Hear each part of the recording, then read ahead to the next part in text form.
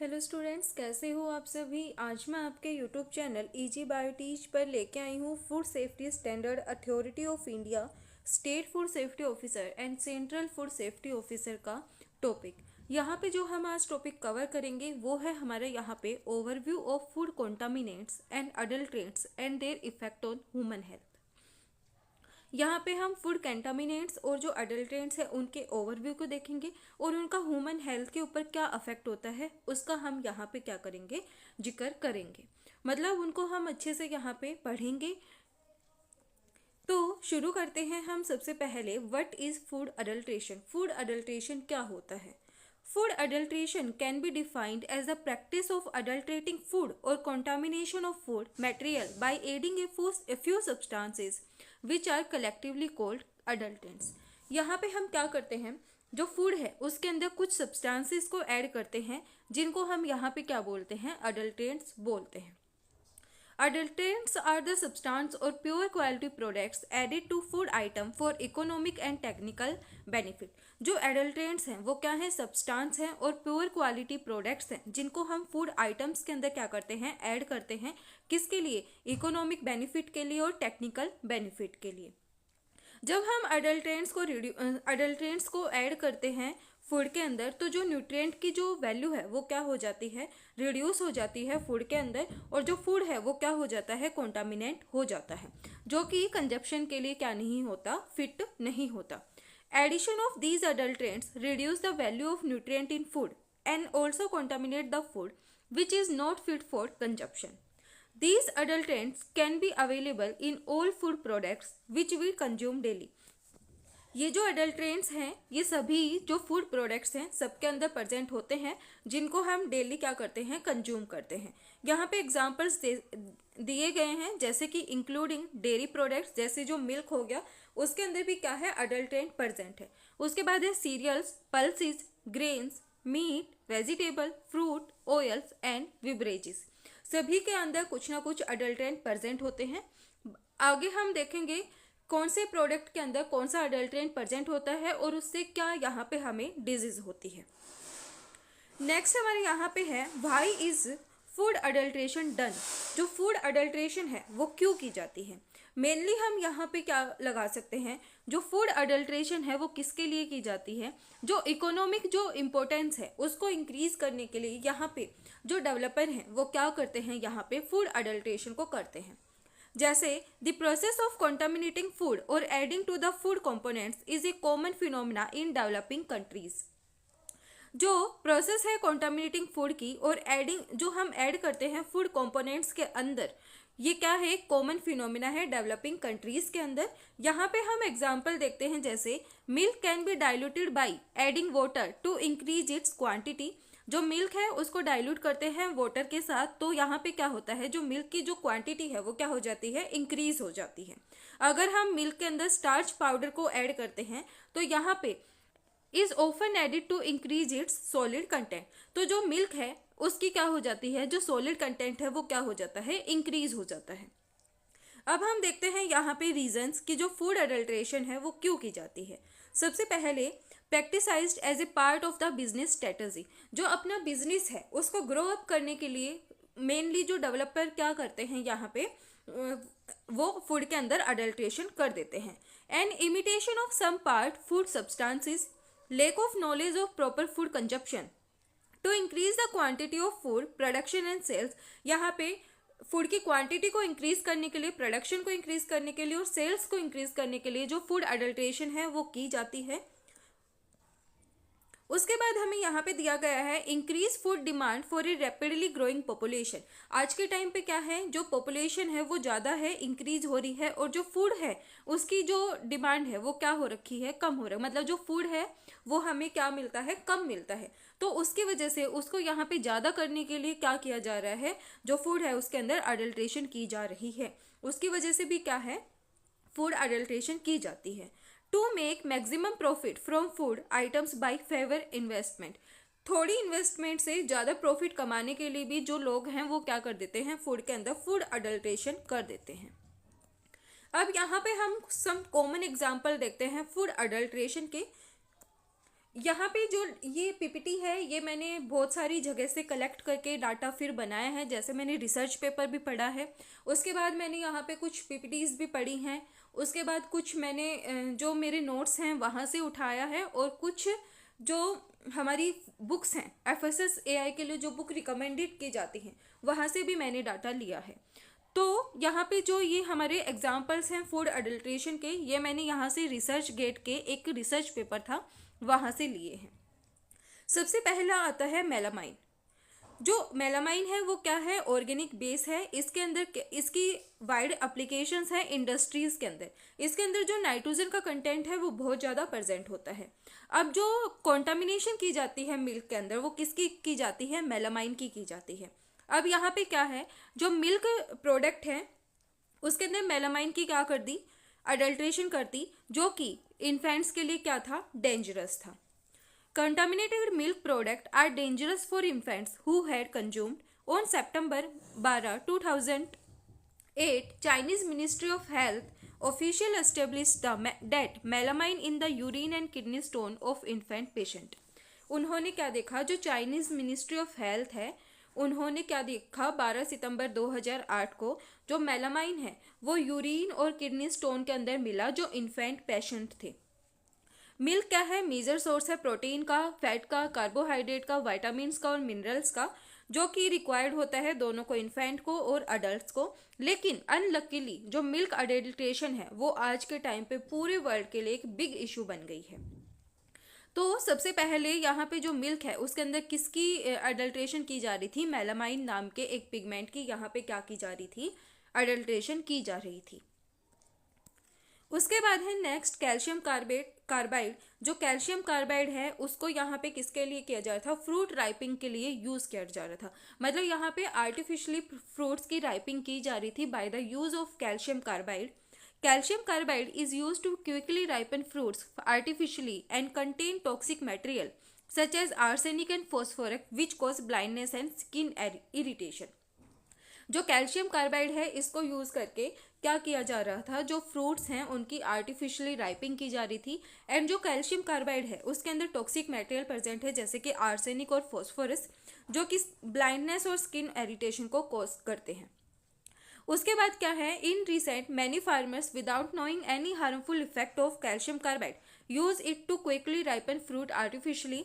Calcium carbide contained higher exposure to arsenic that can lead to cancer of the lung, liver and kidney। इसके बाद क्या हुआ, जो farmers हैं उन्होंने बहुत ज़्यादा क्या किया, जो कैल्शियम कार्बाइड है उसको यूज़ किया for the artificial ripening fruits के लिए।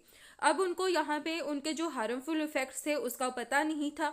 अब उसका हार्मफुल इफेक्ट नहीं प्रेजेंट था, पता था उनको, तो उनका क्या हुआ, ज़्यादा से ज़्यादा एक्सपोजर हुआ आर्सेनिक से। जब आर्सेनिक से उनका एक्सपोजर हुआ तो उनके क्या हो गया, कैंसर हो गया, जैसे लंग कैंसर, लीवर कैंसर और किडनी कैंसर उनको हो गया। तो इसके बाद जो एसिटाइलिन गैस है उसको भी हम कार्बाइड गैस के नाम से जानते हैं, उसको भी यहाँ पे क्विकली राइपन फ्रूट्स के लिए यूज किया जाता है। If calcium carbide react with water, then acetylene gas is produced which harmful to the neurologic system। यहाँ पे क्या होता है, जब कैल्शियम कार्बाइड रिएक्ट करता है वाटर के साथ तो ये क्या करता है, एसिटाइलिन गैस को प्रोड्यूस करता है जो कि हार्मफुल होती है न्यूरोलॉजिकल सिस्टम के लिए।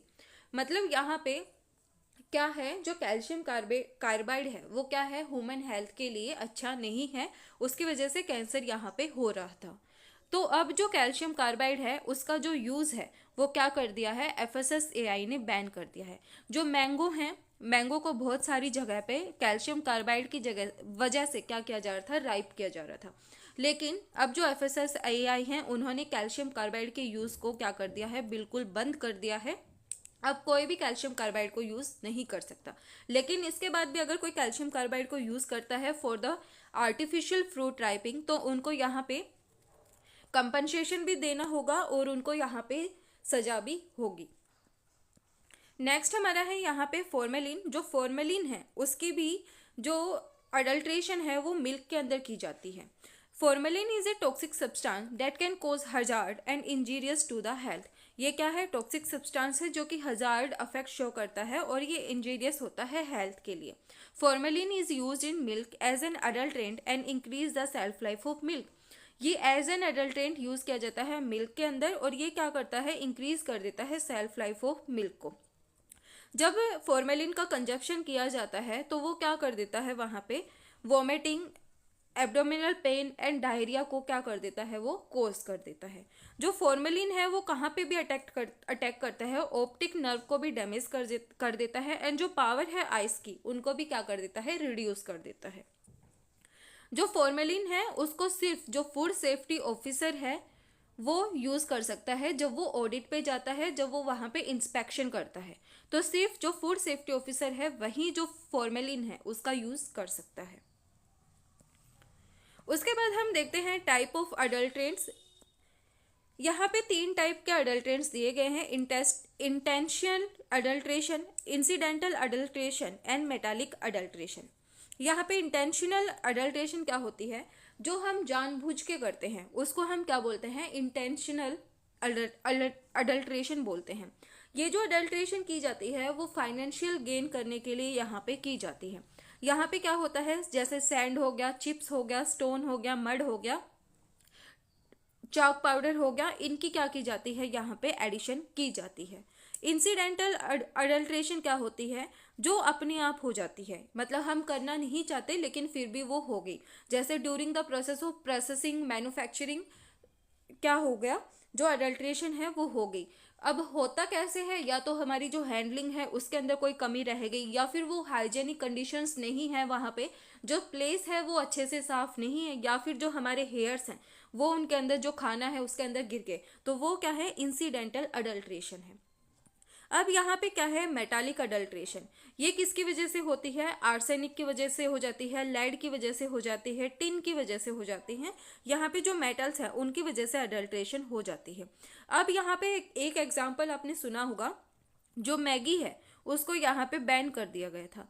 अब जो मैगी है उसको बैन क्यों किया गया, ये बोला कि मैगी के अंदर कांच आ गया, मैगी के अंदर ये आ गया, मैगी है उससे कैंसर हो जाएगा, तो वो क्यों बोला गया था, वो इसलिए बोला गया था क्योंकि जो मैगी थी उसके अंदर जो लेड है उसकी कंसंट्रेशन क्या हो गई थी, ज़्यादा हो गई थी।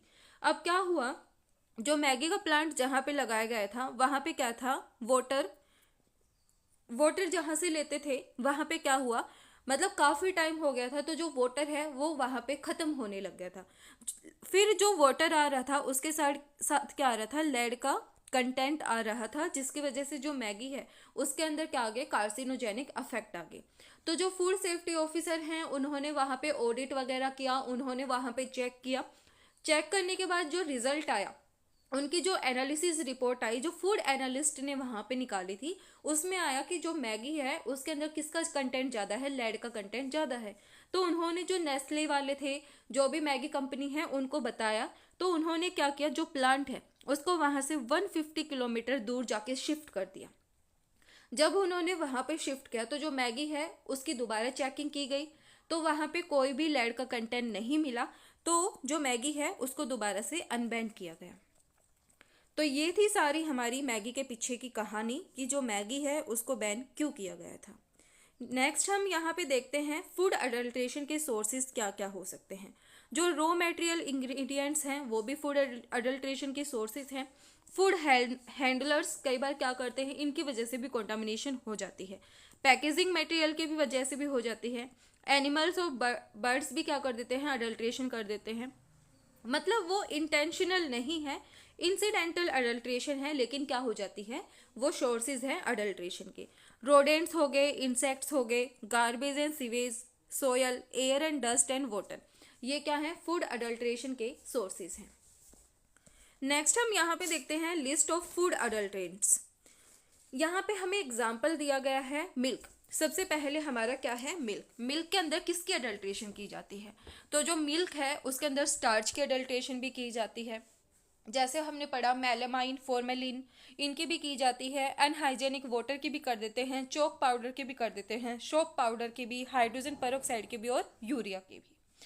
इसके हार्मफुल इफेक्ट क्या है, food poisoning, heart problems, cancer, vomiting and nausea, इसकी वजह से हमें हो जाता है। ब्लैक पेपर के अंदर पपाया सीड्स की अडल्ट्रेशन की जाती है और इसकी वजह से लीवर डिसऑर्डर, स्टमक डिसऑर्डर हो जाता है। ऑयल के अंदर आर्जिमोन सीड्स की जाती है। इसकी वजह से जो एपिडेमिक ड्रोप्सी और सेवियर ग्लूकोमा हमें हो जाता है। घी के अंदर वेजिटेबल ऑयल और एनिमल बॉडी फैट्स की अडल्ट्रेशन की जाती है, जिसकी वजह से हमें यहाँ पे एनीमिया हो जाता है। चिली पाउडर के अंदर ब्रिक पाउडर और सारडस्ट की जाती है, जिससे स्टमक प्रॉब्लम हो जाती है, और जब आर्टिफिशियल कलर्स को वहाँ पे ऐड करते हैं तो उससे कैंसर भी हो जाती है। जो टर्मरिक पाउडर है उसके अंदर येलो एनिलाइन डाई की जाती है। Non permitted colourants like metanil yellow की जाती है। ये क्या करती है, कार्सिनोजेनिक इफेक्ट को शो करती है और स्टमक डिसऑर्डर को कॉज करती है। अब जो घी है उसको कौन सी प्रोसेस से प्रिपेयर किया जाता है, तो यहाँ पे हमारा आंसर आएगा जो घी है उसको हाइड्रोजिनेशन की जो प्रोसेस है उसके थ्रू क्या किया जाता है, प्रिपेयर किया जाता है। इनके लिए जो अडल्ट्रेंट्स को आइडेंटिफाई करने के लिए जो टेस्ट है वो मैं पहले से ही करवा चुकी हूँ। जो डार्ट बुक है detection of adulterants with rapid test, वो हम पहले से ही अपने चैनल के ऊपर अपलोड कर चुके हैं, वो हम पहले से ही कंप्लीट कर चुके हैं। आप वहाँ से डिटेल वीडियो देख सकते हैं। आज हम सिर्फ देखेंगे जो अडल्ट्रेंट्स हैं, जो फूड प्रोडक्ट्स हैं, उनमें किस टाइप की अडल्ट्रेशन की जाती है और उनके हार्मफुल इफेक्ट क्या हैं। इसके बाद सबसे पहले इधर हमने लिख रखे हैं फूड प्रोडक्ट्स, इधर है अडल्ट्रेंट्स और इधर है हार्मफुल इफेक्ट्स। सबसे पहला आता है मिल्क एंड कर्ड। तो मिल्क के अंदर water, starch powder, cane sugar, इनकी अडल्ट्रेशन की जाती है और इससे हमें होता है स्टमक डिसऑर्डर। नेक्स्ट है घी, चीज़ एंड बटर। इनके अंदर vanaspati oil, mash potato and starch की अडल्ट्रेशन की जाती है, जिससे हमें गैस्ट्रो इंटेस्टिनल डिसऑर्डर हो जाता है। ग्रेन्स के अंदर डस्ट, पेबल, स्ट्रो, वीट सीड्स की अडल्ट्रेशन की जाती है, जिससे लीवर डिसऑर्डर हो जाते हैं। पल्सेस के अंदर dyes, chemical and lead chromate की जाती है, जिससे स्टमक डिसऑर्डर होता है। एक यहाँ पे पूछा जाता है जो पल्सेस है उसके अंदर और अडल्ट्रेशन भी की जाती है और हमें ये वाले ऑप्शंस नहीं मिलते, वहाँ पे मिलता है चकुंदा बीन्स। तो जो पल्सेस है उनके अंदर चकुंदा बीन्स की भी अडल्ट्रेशन की जाती है। नेक्स्ट है यहाँ पे कॉफ़ी पाउडर। कॉफ़ी पाउडर के अंदर starch, chicory powder and tamarind seeds की यहाँ पे क्या की जाती है, अडल्ट्रेशन की जाती है, जिससे हमें डायरिया हो जाता है। टी के अंदर आर्टिफिशियल कलरिंग एजेंट्स की जाती है, जिससे लीवर डिसऑर्डर होता है। शुगर के अंदर चॉक पाउडर, वॉशिंग सोडा और यूरिया की जाती है, जिससे किडनी फेलियर और स्टमक डिसऑर्डर हमें हो जाते हैं। ब्लैक पेपर के अंदर पपाया सीड्स और ब्लैक बेरीज की जाती है, जिससे एलर्जिक रिएक्शंस और स्टमक डिसऑर्डर होता है। मस्टर्ड और राई सीड्स के अंदर आर्जिमोन सीड्स की अडल्ट्रेशन की जाती है, जिससे एब्डोमिनल कॉन्ट्रैक्शन ये क्या हो जाता है, हमें हो जाता है। नेक्स्ट है टर्मरिक पाउडर। टर्मरिक पाउडर के अंदर metanil yellow, arsenic and lead metal की अडल्ट्रेशन की जाती है, जिससे कैंसर और स्टमक डिसऑर्डर होता है। एडिबल ऑयल्स के अंदर argemone, mineral and castor oil की क्या की जाती है, अडल्ट्रेशन की जाती है, और इससे गोल ब्लैडर कैंसर होने के चांसेस होते हैं। जो सिनामन स्टिक्स हैं उसके अंदर कसाया बार्क की अडल्ट्रेशन की जाती है, इससे लीवर डैमेज हो जाता है। चिल्ली एंड कोरिएंडर पाउडर के अंदर sand, grit and talc and rhodamine B की क्या की जाती है, अडल्ट्रेशन की जाती है, जिससे मेटल टॉक्सिसिटी एंड कैंसर होने के चांसेस होते हैं। इन सभी के जो एनालिसिस पार्ट है, जो इनको हम कैसे आइडेंटिफाई कर सकते हैं, वो मैं पहले ही करवा चुकी हूँ। उसके बाद है क्यूमीन सीड्स। यहाँ पे कलर्ड ग्रास सीड्स और चारकोल की क्या की जाती है, अडल्ट्रेशन की जाती है, जिससे स्टमक डिसऑर्डर होते हैं। जैगरी के अंदर washing soda and chalk powder की अडल्ट्रेशन की जाती है, इससे वोमिटिंग हो जाती है। फिर है हमारे यहाँ पे हनी के अंदर मोलासिस एंड इनवर्ट शुगर जैसे कि फ्रैक्टोज, सुक्रोज, इनकी क्या की जाती है, अडल्ट्रेशन की जाती है, इससे क्या होता है, स्टमक डिसऑर्डर हो जाता है। टमाटो सूप के अंदर जो पंपकिन पल्प है और आर्टिफिशियल कलर है, उनकी अडल्ट्रेशन की जाती है, इससे इन्फ्लामेशन हो जाता है। फ्रूट्स और वेजिटेबल्स के अंदर मेलाकाइट ग्रीन और रोडामाइन बी की अडल्ट्रेशन की जाती है, ये क्या करते हैं, कार्सिनोजेनिक इफेक्ट को शो करते हैं। नेक्स्ट है आइसक्रीम। आइसक्रीम के अंदर जो पीपर ऑयल, इथाइल एसीटेट की क्या की जाती है, यहाँ पे अडल्ट्रेशन की जाती है, ये क्या करते हैं, लंग्स, लीवर और किडनी को अफेक्ट करते हैं। नेक्स्ट है पल्सीज के अंदर केशरी दाल की भी यहाँ पे क्या की जाती है, अडल्ट्रेशन की जाती है, इससे हमें लेथेरिज्म और क्रिपलिंग डिजीज यहाँ पे हो जाती है। नेक्स्ट हमारे यहाँ पे मैंने कुछ मेथड्स यहाँ पे भी ऐड किए हैं कि हम उनको आइडेंटिफाई कैसे कर सकते हैं। सबसे पहला आता है डिटर्जेंट इन मिल्क। सबसे पहले हम क्या लेंगे, ट्रांसपेरेंट ग्लास ऑफ वाटर लेंगे, उसके अंदर हम अपना सैंपल डालेंगे। सैंपल डालने के बाद हम उसको क्या करेंगे, अच्छे से शेक करेंगे। जब हम उसको शेक कर लेंगे, शेक करने के बाद अगर वहाँ पे डेंस लेयर बनती है तो वहाँ पे जो मिल्क है वो किससे अडल्ट्रेटेड है, वो डिटर्जेंट से अडल्ट्रेटेड है।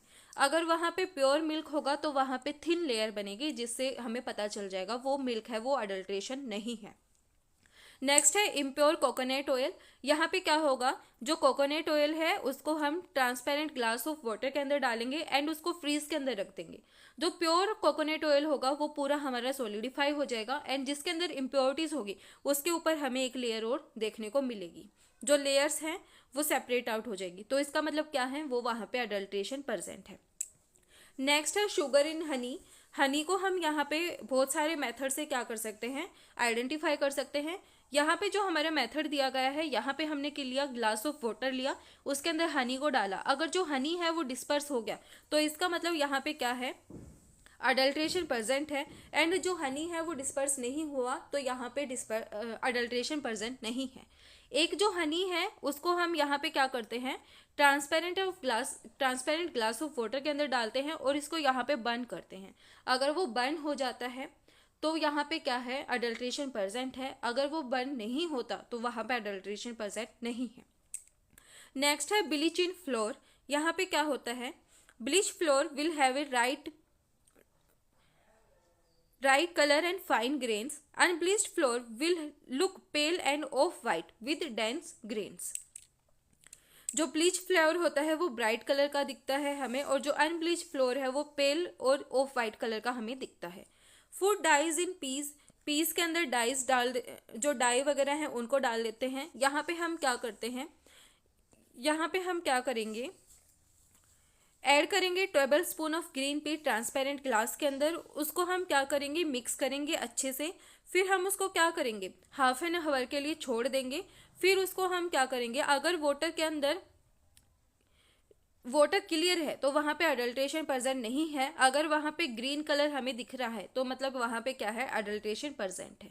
क्ले इन कॉफ़ी, यहाँ पे भी हम ट्रांसपेरेंट ग्लास ऑफ वाटर लेंगे। जो कॉफ़ी है हमारी वो ऊपर की तरफ ही रहेगी एंड जब क्ले होगी तो वो क्या हो जाएगी, नीचे की तरफ सेटल डाउन हो जाएगी। Wax coating on fruits. यहाँ पे क्या होता है, take blade and scratch surface of fruit. Blade लेंगे और जो सरफेस है फ्रूट की उसको स्क्रैच करेंगे। जो wax come out if wax polishing has been done. अगर वैक्स की पॉलिशिंग की गई होगी तो जो वैक्स है वो हमें वहाँ से मिल जाएगी। तो ये थे हमारे कुछ मेथड्स एंड इसकी जो डिटेल वीडियो है वो मैं पहले से ही चैनल पे अपलोड कर चुकी हूँ, आप वहाँ से देख सकते हैं। तो आज जो हमने किया वो है overview of food contaminants and adulterants and their effect on human health. Video पसंद आए तो लाइक शेयर एंड सब्सक्राइब जरूर करना। Thank you.